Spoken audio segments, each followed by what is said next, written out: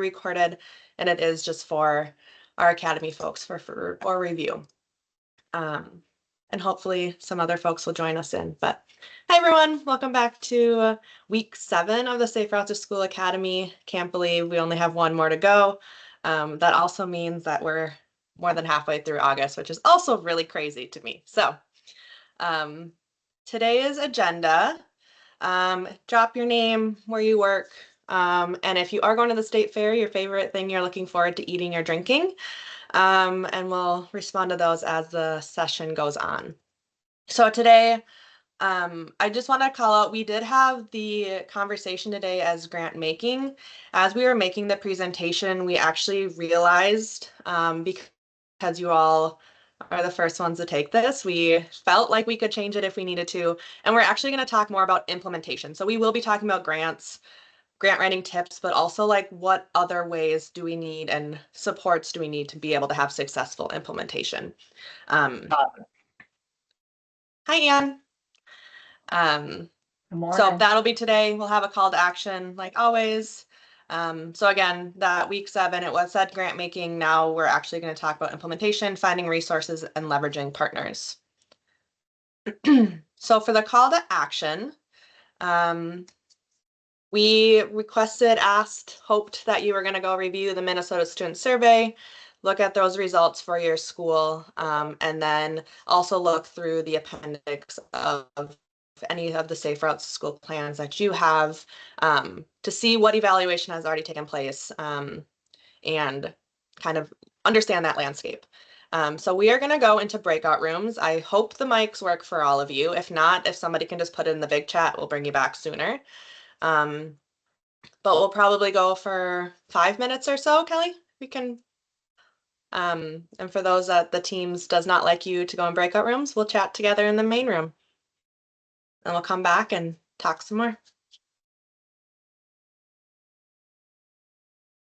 All right, they should be opening now. And it will just automatically pull you in there.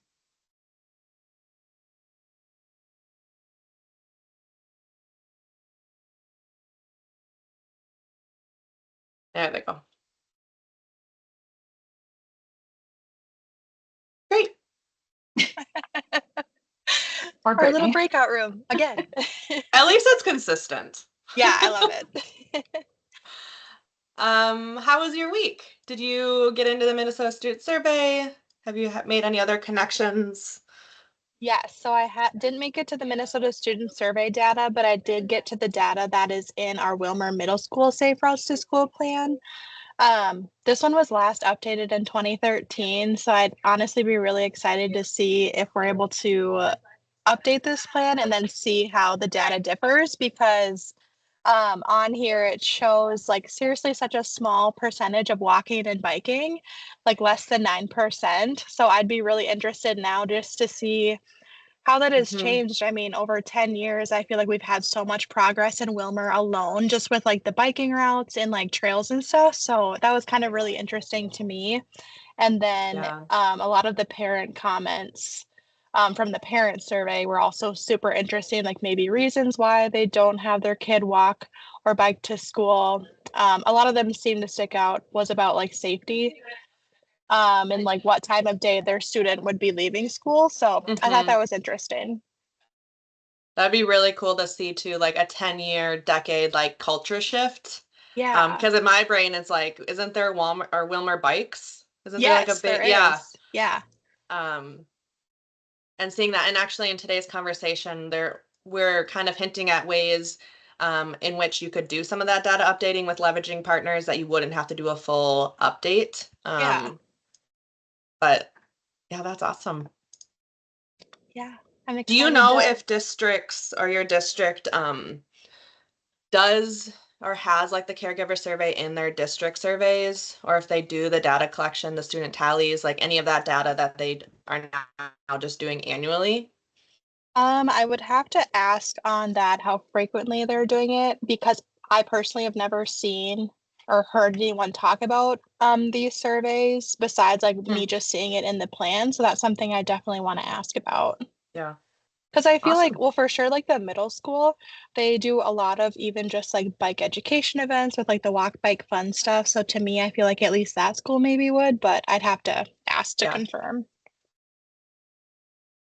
Yeah, and sometimes, plan updates are good if there's been a lot of like infrastructure changes, but Mhm. other things that can be helpful with infrastructure applications is like updating the engagement. So like parent caregiver survey, getting the new like walking rates for students, so like the student tallies or the student survey, and then like sitting down and having a meeting of like, here's what the plan said, what have we done since then? Mhm. Because that's usually another piece of an application is like what activities have happened in the last 5 years to support the infrastructure. Um, Yeah, and I yeah, think that conversation too would be good for me to learn, like just to get people to talk more about it too, and then maybe it Mhm. bridges into some of these other things. yeah, Because reminding yeah. me, you're at the county, right? Yes. Yeah. Awesome. Happy I to help know. with that conversation if you want some support, like Yeah. facilitating or thinking through an agenda if you are wanting to get people together this year. Sounds good.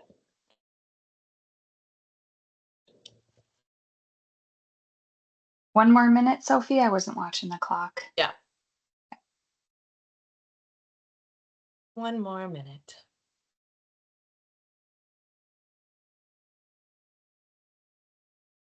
Can't believe it's almost end of August. It's crazy. I can't believe it. Crazy. I am ready for fall though, I won't lie. I know. I sent my friend a message and I was like, I'm so happy for fall weather. And I looked and it was like 85, but it wasn't humid. So it felt cold. And she's like, I don't know what you're talking about.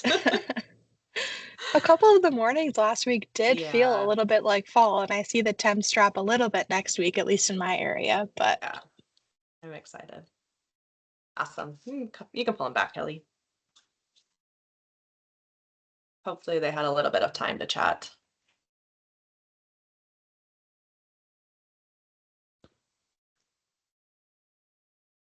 Welcome back, everyone. Hopefully you had a little bit time to chat, or maybe somebody didn't get cut off, but my apologies if so. Alrighty, so today we're going to talk about implementation. How do we make this happen? How do we make all of the things we learned over the last 6 weeks successful? So the first kind of conversation we're going to have is about leveraging partners. And we may say, you may have heard this term and you're like, what the heck does this mean? So really thinking through the best way to use each of our partners' strengths to make sure that the program is successful.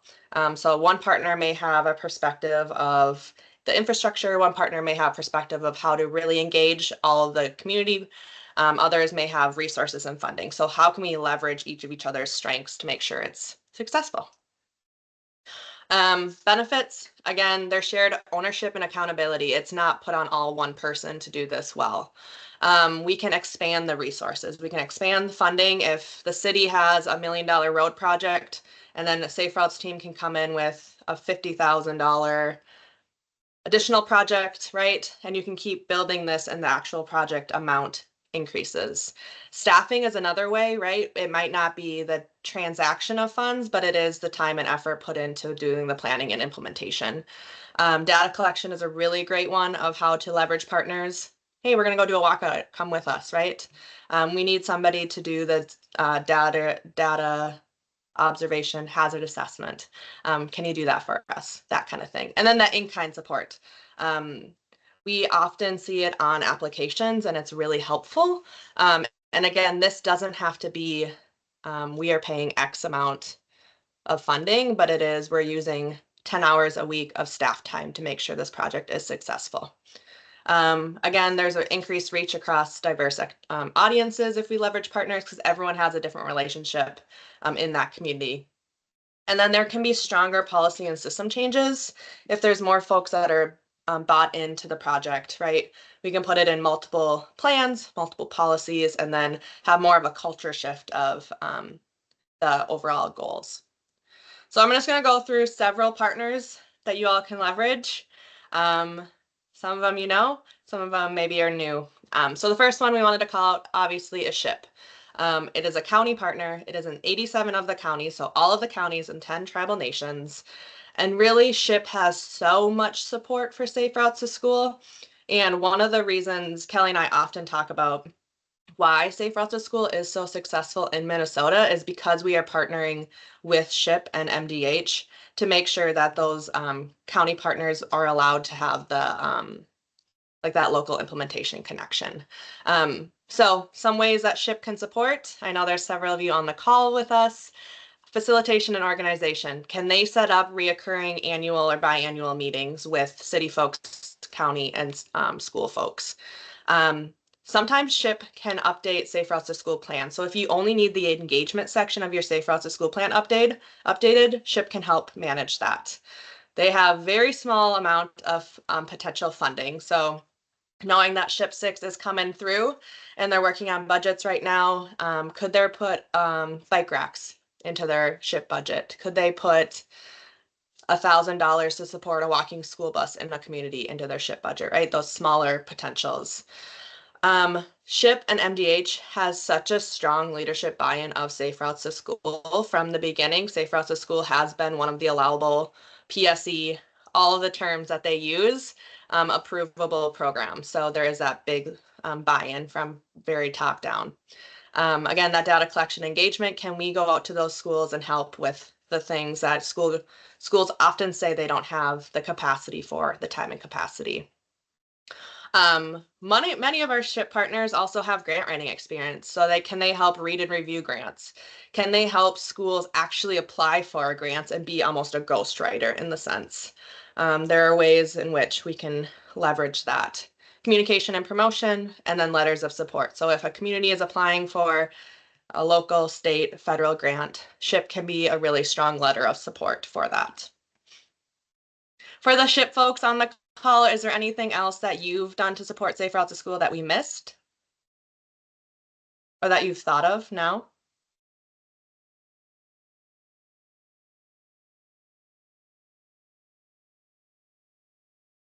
One? No? Okay. Second kind of leverage partner is healthcare partners. So this could be a city or county partner.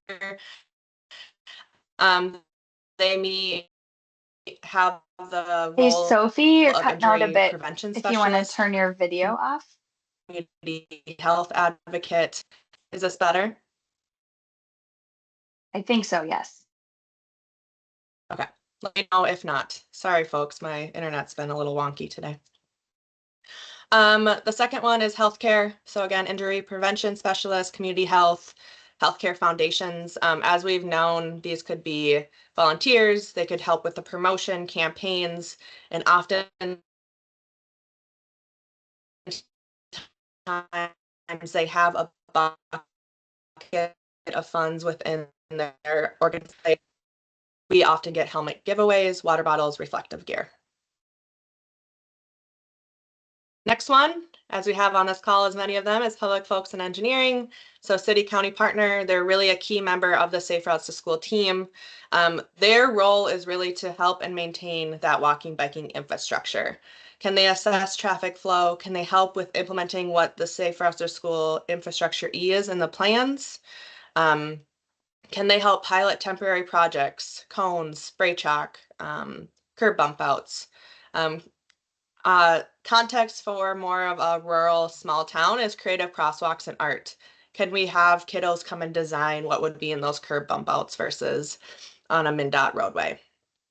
And also they can help with with data collection. Next one is planning folks. City RDO, MPO partners, again, a really key member of the sustainability and success of Safe Routes to School program. One of their key roles is integrating into long-range plans. How can we connect the Safe Routes to School plan with city and county long-range? Helping prioritize funding and making sure, again, with around that school siting, this is one of those partners that can keep walking and biking on their mind. As you've seen in engagement events, we have these really big maps where people can do sticky notes and identify where areas of concern are. Your planning partners can print those maps for you. They also could assist with grant writing, specifically for infrastructure funding, do letters of support, and as Tony does often, facilitating walk audits is a really great way to connect all those partners. Law enforcement is another one. This might look like a police chief, maybe a crossing guard lead, SRO. As we know, there's somebody on the call who's from Towards Zero Death, so maybe one of those coordinators as well, either regional or at the county or at the state level. And law enforcement does play a role, even though it is not one of our, enforcement is not one of our 6 E's anymore, but they really can bridge the gap between TZD grants and resources, participate in walk and bike to school days. We know many folks who partner with them for bike rodeos. It really is focused around that safety and helping with traffic control during big events. Do you have to shut down an intersection? Maybe the law enforcement can help you with that or manage the cars. Maybe a little self-explanatory, but the local school, Safe Routes to School team is also a partner to leverage. They serve as really that hub of implementation, specifically around that engagement and education side of it. They are helpful to drive that culture change, right? If the school has a buy-in with it, more likely to get everything else done on that plan. They can help coordinate events. They have internal contact and communications, newsletters, emails, parents, contact, so forth. So all of the event days, they could help with data collection, get it into the classroom, and really have that connection to elevate those student voices. Other key partners, transit agencies, they could support safe connections for that first and last mile of bus stops and trains. They could encourage or provide reduced youth rates or free ride promotion for middle school, high school students. Local businesses, either sponsorships, storefront signage, partner with local bike shops for maintenance, nonprofits, leading with engagement. Advocacy groups really can advocate for policy change. Bike MN in Minnesota is one of the main ones for that. And then elect officials and student council. Champion funding and policy support, really elevating what they learn from the Safe Routes to School team and building that connection between Safe Routes to School and that larger AT community connection. With that, I'm going to stop for a second. Is there any other key partners on your Safe Routes to School team that we've missed?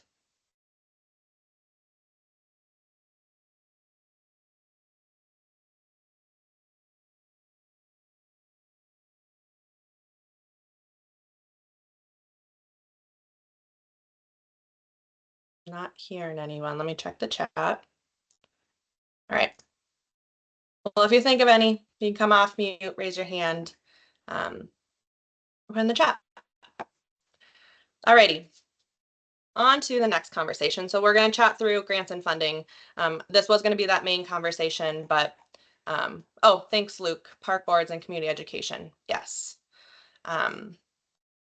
So Kelly and I try to just do a brain dump of what we've learned of either the tips and tricks, things that we look from applications, and then really we're just going to give you many slides of examples from federal, state, and local grant options that you could explore for your program. So first, everyone loves good acronyms and terminology, so we just want to make sure that we all kind of understand what we're talking about. For again, leverage fund is money, resources, or in-kind contribution that are used to support alongside a primary grant. Leveraging obviously can make the program more competitive and demonstrate community investment and partner investment.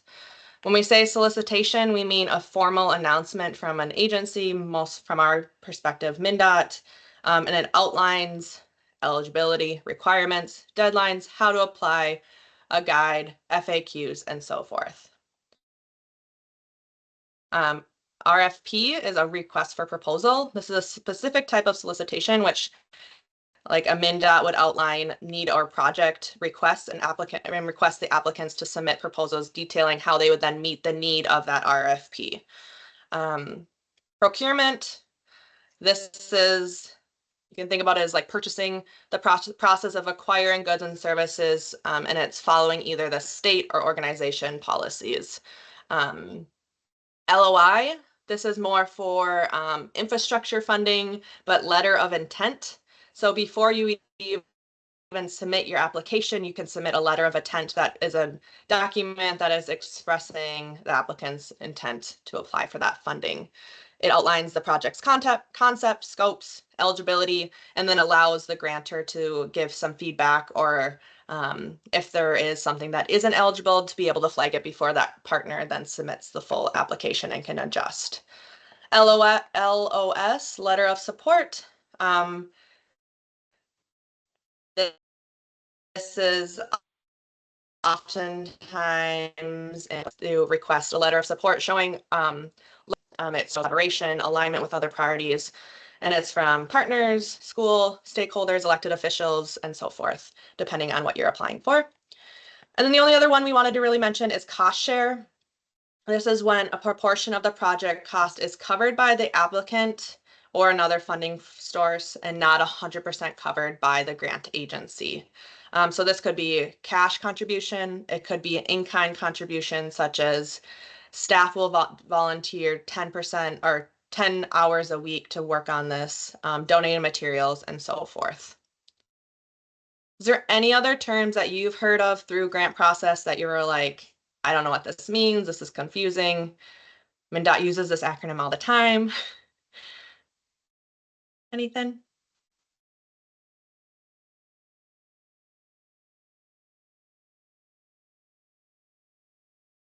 Okay. Again, put it in the chat if you think of any. The other kind of grant tips that we wanted to mention is how to select schools and projects. We know that often you guys are working with multiple projects, cities, and so forth. So how do you select where to go, right? We can use the STEP tool. That allows you to identify schools and communities of high need. We also want to think through partner readiness, so going where that momentum is. Some schools are really interested in it, but they don't have that time and capacity potentially.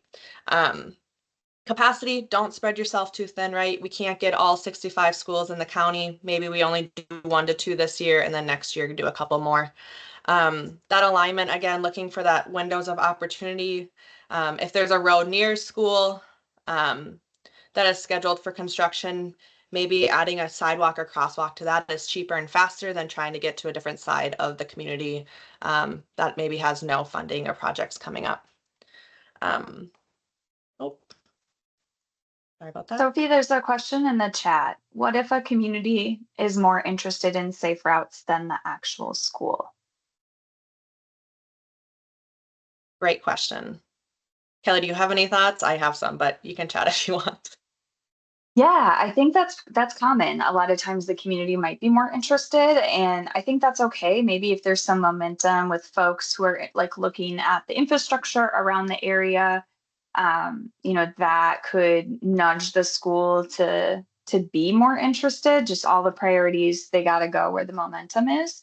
But even if you can't do education or event days or anything like that, that's okay. We can do education after school. We can do bike clubs after school, maintenance classes after school, youth or family rides to get kids out there, bike rodeos, traffic garden in parks. You can still do walking school buses and bike trains if there's the community members who are willing to do it. Usually the school is pretty supportive of things that happen before and after school, especially if you have that connection to the PTO, that makes it a little bit more palatable. Yep, like Tony's saying, active transportation planning assistance could be another great option, especially in a small community. If that's doing the whole community, it might get the infrastructure around school, maybe not the education and encouragement, but that could come later or at a community-wide scale. And that AT planning assistance is going to open in October. Sophie, what were the ideas you had? I had that similar. Nothing else to add at this point.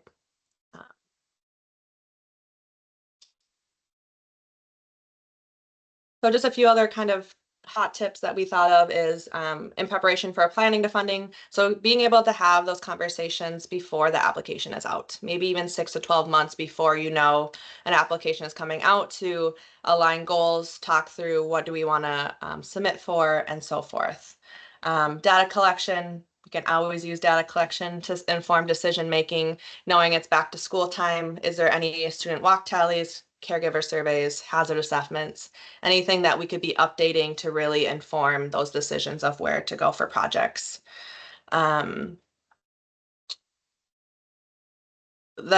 What we've heard, at least specifically through infrastructure, is having a safe routes to school plan prior to infrastructure funding is really helpful, both for implementation and for the larger infrastructure. It gives all of the information that you would need to give a competitive grant application, and it builds that safe routes to school community and team to make it successful post that grant. Specifically for grants and applications, being specific, as we like to say, don't say furniture when you can say recliner, couch, or coffee table, right? Make sure you review, make sure that you understand how you're actually going to implement it. If there's a clear A to B steps, it's more helpful than having more of a high-level picture of what you want to do. Using the grant guide, FAQs, and webinars, making sure you're answering the questions as intended. There may be interpretation of how you intend to, or interpret the question right, and we create these resources to make sure that you are best informed. Varying your level of support, and more the better, so making it not all be from teachers versus community partner, healthcare partner, state partner, and so forth. Detailing past work of how past work or likely work or similar work to see this one really worked. It was really successful. We want to do it again in this situation. And then using data to justify both that need, reach, and impact of what you're asking for. We just wanted to drop a bunch of writing resources, so we don't have to recreate the wheel. We have free access to several different organizations and learning opportunities. If grant writing is an interest to you and you're like, I would like to strengthen this, or I don't even know where to start, and we'll send an email with all these links as well. But a few really important ones, or ones that we like to call out, is the Minnesota Council for Nonprofits. RDCs are really, really great partners in helping with grant writing. And the University of Minnesota Extension has some pretty great ones too. Okay, any questions of what we just covered? Hopefully you can hear me a little better without camera on. All right, I got a thumbs up. So we're gonna go through several slides now, and I just wanted to call out both grants that we often use or think through a reference in the Safe Routes program. And you might be like, this acronym, I don't know what this means. Can you explain more, right? So this is why we just want to lay the foundation for you all. So first, our federal grants. The first one is Transportation Alternatives Program, or TAP. There is a Greater Minnesota specific, and then there's a Metro specific. So this one is for Greater Minnesota. It is Safe Routes to School eligible. Unfortunately, right now there is a 20% match, and we know from an equity standpoint, that is a really high number to reach from local communities. So we continuously elevate that in conversations to show that. This can be both infrastructure and non-infrastructure, and the next solicitation is for this fall for TAP. Kelly, is there anything you want to add on this one? No, I think Greater Minnesota TAP is awesome for folks. It is not scored at central office in St. Paul. It is scored through the ATPs in the local district. So you have local reviewers understanding the context of your communities and kind of figuring out where to lift up projects. So I highly encourage this one. It's a really great way to support your work. The next one is the TAP for metro area, and this is through the Met Council. So in 2023, Minnesota legislation approved this for a regional sales tax. So a portion of this larger sale tax is going to go to funding active transportation projects, including Safe Routes to School. What we've heard in the rumblings, what we will know when the solicitation actually comes out in 2026, is the potential for Safe Routes to School planning grants through the Metro 7 county area. Anything on that one, Kelly? Nope. Okay. Another one you may have heard of is Safe Streets for All. This is, again, federal. It is to improve roadway safety by, the purpose of it is to improve roadway safety by significantly reducing and eliminating roadway injuries. There's two types of grants under Safe Streets for All. One is the implementation and one is the planning and demonstration grants. What we've heard, and we'll drop a webinar that National Safe Routes to School Partnership did this last go around, is that the planning and the demonstration grants are really great ones for the Safe Routes to School program. And a very competitive is not the right word. Kelly, what's the right word? The opportunity to apply for them is really great. Yep. Okay. They're less competitive, There we the are. planning and demonstration projects, and they have a really high focus on like rural and small town. And for the context of federal grants, oftentimes like Minneapolis would be considered a small town because it's under 1 million people. So if you are wondering if your community is small town or rural, it probably is on a federal scale. Most of Minnesota is. And then we do not know the next solicitation for that as of now. Another one we wanted to call out that is getting more traction in Minnesota, which is really exciting, is the Strider Foundation and specifically the All Kids Bike. And these are, there's two types of programs, the kindergarten PE Learn to Ride, and then there's an inclusive Learn to Ride camp, but mainly within the Safe Routes to School program is that kindergarten component. And it is a Strider bike fleet. It's a one-time cost of $9,000. You get 24 bikes, I believe, or is it 40? 40? I think 24. I think it's on the 24. smaller end. Okay, 24 bikes. And we wanted to give an example of this one. So Minneapolis Public Schools, specific school sites reached out to the Strider Foundation to partner, and they were then able to be the middle person for applying for grants to receive the fleets at the schools, if that makes sense. So this is a really great option. It's a set 9,000, and it really helps bridge that gap between those littler kids, K through 2, and before they get into that 3rd and 4th grade curriculum, to making it sure that everyone knows how to bike and ride. And Anne has came on the network calls a couple times ago to share the really great work that they're doing. Another one that we wanted to share at a national level is the Bloomberg Asphalt Art Initiative. They have over 100 projects across the country? Globally, I believe.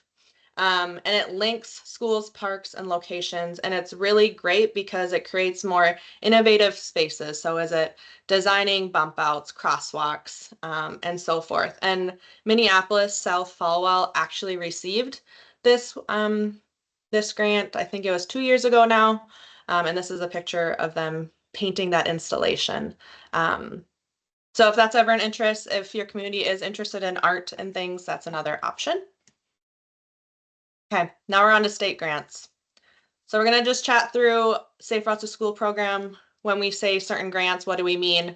And then highlighting a couple other state options. So Safe Routes to School grants, we are both have a non-infrastructure program and an infrastructure program.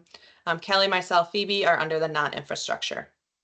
We do use the STEP score for both creating grants and reviewing and awarding grants. And generally the timeline is fall, winter solicitation, spring notification and contracting, July notice proceed, and then June of that next year for closeout. Next solicitation is going to be a year from now, in late 2026, just based on current funding climate legislation and so forth. But when we talk about our grants, this is what we mean. So we have a handful of grants. The first one is the Safe Routes to School Planning Assistance. I hope by now you know what this one is, but we developed comprehensive Safe Routes to School plans, both for Greater Minnesota, which are completed by RDOs, and then the 7 metro counties are completed by our Safe Routes to School consultant. And these can be individual schools, district-wide, or community plans. And really the Safe Routes to School planning process is that great way to start, make that foundation for your Safe Routes to School project. The next one is a Safe Routes to School Boost Grant. So this is to advance non-infrastructure strategies. One-time funding to support it. So if you, after planning a grant, say, we are really want to do bike education, but we have no bikes, the Boost Grant could then help you get a bike fleet and all of the safety equipment necessary. It could help with crossing guard materials to pilot a crossing guard. Curriculum development, if there is harassment guide, or you want to think of a specific guide for your community contacts, walking school bus materials, and so forth. Next one we have is district coordinator grants. These are at school districts. They support and fund full coordinators. Current districts are Brooklyn Center, Duluth, Richfield, Rochester, and St. Paul. Ideally, the next solicitation will be in 27, but again, this is contingent on acquiring funds. And this is the second round. There was a first round. It would be like 5 years now. So in 2020-ish was the first round of coordinators. Technical assistance, so demonstration projects is something that we have funded in the past. Right now, we do not have an upcoming solicitation, but we know that through the development of this guide and through these projects, our cities and counties have taken lead and ownership on doing them on their roads. And can reference this guide, but it's temporary materials, and it's really to evaluate infrastructure improvements to get community feedback before that larger infrastructure investment is implemented.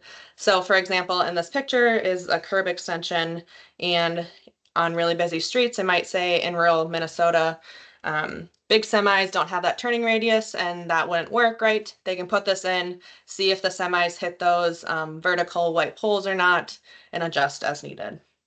It's a little bit more technical than that, but that is an example. Another one that we have offered in the past is a design assistance, formerly called engineer studies. And this is after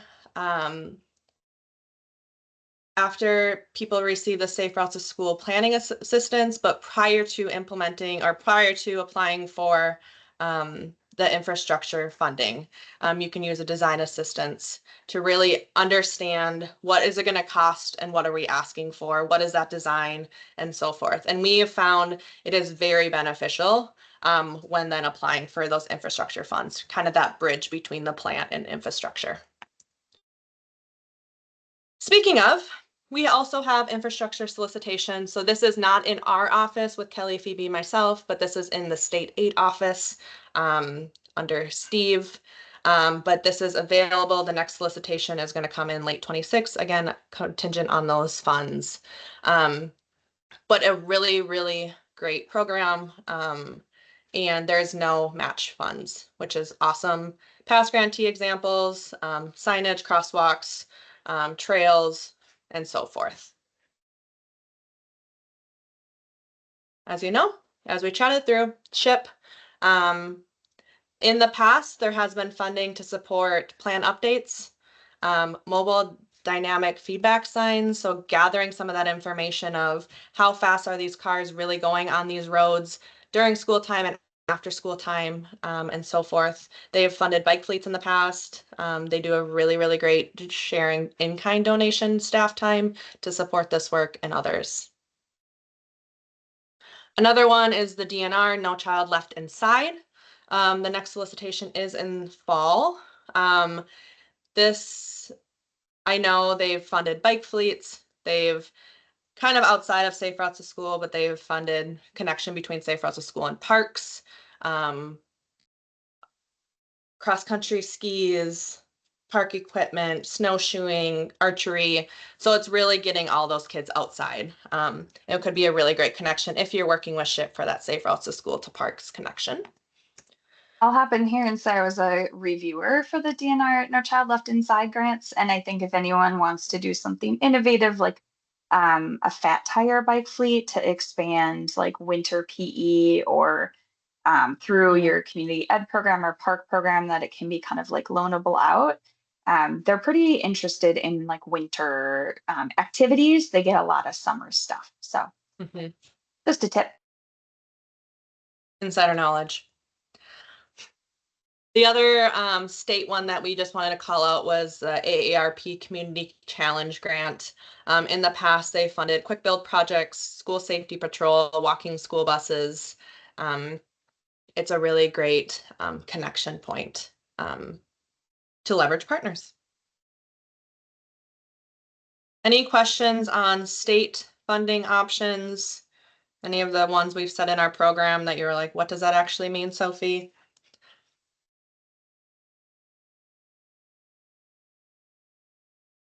No? Okay. Just check the chat. Just Kelly dropping all the links. Thank you. Okay, so now on to the regional local funding opportunities. City and county have capital improvement programs. So you, again, if you have that strong partnership, there might be that leveraging of, hey, can you help fund sidewalks for the sidewalk gap? We want to do a walking school bus, but there's not a full safe way to get to school. They can help or have funded traffic calming near schools before school streets and such. And then local public health, even outside of just SHIP, but maybe their bigger department, local public health, often has small community grants that would support safe routes to school as well.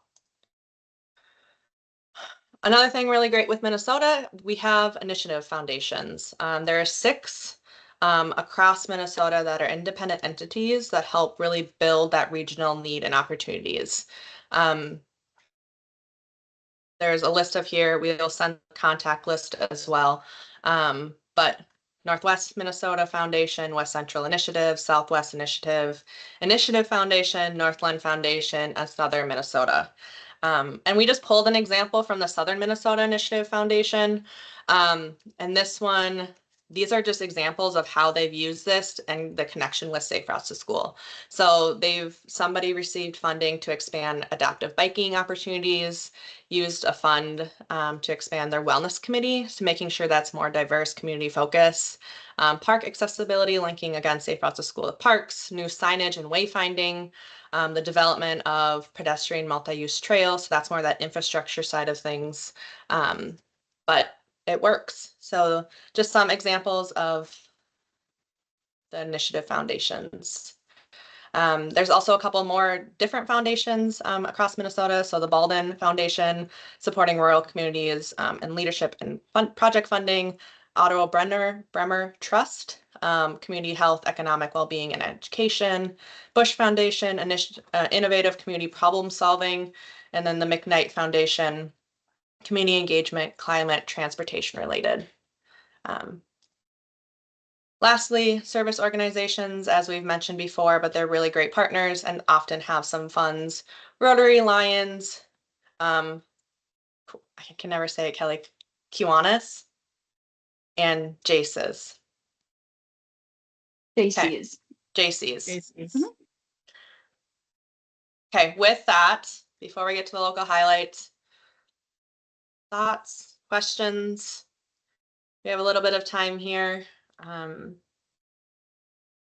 Conversation. If there's questions you have on funding, frustrations, bottlenecks you've experienced.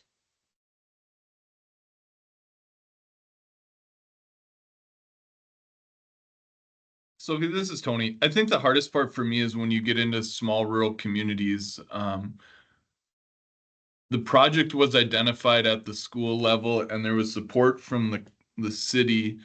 But ultimately what ends up happening is the city would be responsible for a TAP application, and that match is such a barrier to some of those small communities. So the safe routes and active transportation infrastructure were so important because that eliminated a lot of that match dollars for some of those smaller rural communities. So if we could find a way to make sure those projects or programs continue to be funded, that's going to be huge for the small rural communities. Thanks for sharing that, Tony. And luckily we have Jake on to hear that firsthand from you as well as we continue those conversations.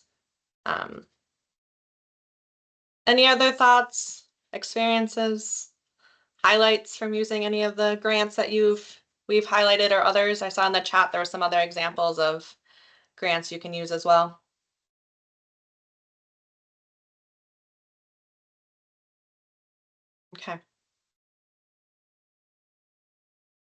If not, I'm going to pass it to Kelly for the local story. And I think we may run end a little bit early today, which is totally fine. But Kelly, to you. Sure. This is a really fun story out of St. Paul Public Schools. So 3M reached out to, which is a large employer in the metro, many of you probably know, reached out to the school district and said they were looking for something to do like staff volunteer days and how they could help. And through the conversation talking about supporting bike education, the kind of idea of traffic guarding came out, and 3M realized that they have a lot of like reflective materials that they could use to test out on this traffic garden. So it could be like a two-way piece of they're getting their staff volunteer hour event day figured out, and they're able to test out some of their materials and then be able to use that for future marketing. So a traffic garden was built essentially in a day by 3M and their volunteers.